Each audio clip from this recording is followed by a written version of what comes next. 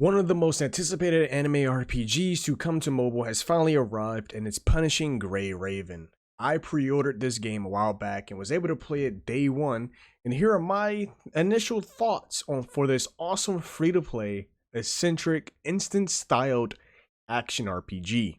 And will probably run the mobile gaming space for the summer of 2021 and beyond. Welcome Outcast, it's your boy KSDTV here, and welcome to another episode in my mobile gaming series where I discuss different MMOs and RPGs on mobile. If you have any recommendations of MMOs or RPGs titles on mobile that you would like to see me cover, whether it's an upcoming MMO or whether it's an upcoming RPG, or if it's already just been released, then let me know in the comment section below. And definitely hit that like button and subscribe to the channel for much more. So let's talk about what exactly is Punishing Gray Raven. PGR is essentially a fast-paced, ultra-stylist action RPG that is based in a post-apocalyptic dark sci-fi world. We play as constructs, which are the game's main protagonists, and as mankind is almost extinct, Earth has been conquered by a robotic army, the Corrupted, twisted and warped by a biomechanical virus known as the Punishing. The last survivors have fled into orbit and aboard the space station Babylonia. After years of preparation, the Gray Raven Special Forces unit, and we as the player are their leader in the fight to reclaim our planet. So why should you play PGR? PGR is actually a very fun game. So far, I will eventually be doing a review of the game later on once I clock in a bit more hours in the game, but this discussion is basically my initial first impression and why I believe a lot of people should still be playing this game, especially since it just released as of yesterday. Like I said earlier, I did pre-order the game, so I was able to play it pretty much once it was available to launch. This game is very exciting because it can contend with most games or similar titles that is already on PC. The game is set up like a mission-based dungeon and clearing out every area before reaching a boss, or even sometimes just clearing out the room essentially. This type of game is similar to games like Critical Reboot or even Closers over on Steam, where you basically just hop into it, pick your characters, play it, you destroy all the enemies throughout that map, and if there is a boss, you defeat that boss, and if there isn't, then the mission continues. Now, one thing I can say for sure, the cutscenes and just the story alone is amazing. The cutscene is more along the lines of almost like a comic book styled, but it pops up like most anime games you come across, where the character appears and you got the line of text below. Speaking of those constructs that I mentioned earlier in the video, you will be able to unlock more characters the more you play the game, similar to a gacha game, or if the game allows you to over in the shop where you can just summon for these characters.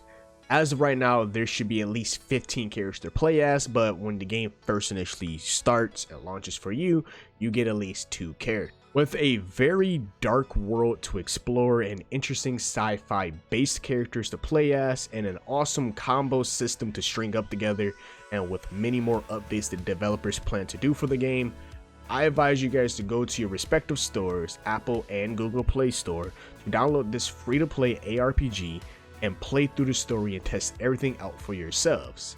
I do believe this game will ride the hype through the rest of the year and grow into something much bigger. In the years to come, with 15 characters to play through, and you'll like to have many different experiences, and every character have their own personality that also ties into the story as well, as we fight off this biomechanical world where machines are just trying to take over. I believe this game has a lot of potential, and it's amazing. Right? Like just playing as your first initial character, Lucia, if I remember correctly. Her combos are awesome. I like sharing it up. The gameplay itself is fun. Like, it's definitely fun. I feel like a lot of people will like playing it, especially for a mobile game. And like the combo system, like you guys would definitely like playing it. But that's gonna wrap up today's video. I just wanted to get this video out for you guys, just to show initially what I was thinking about this game, and just to bring more attention to the game.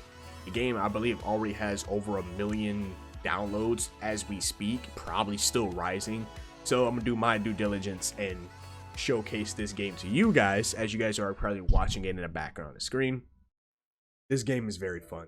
I feel like everybody should play it. There's so much things to do.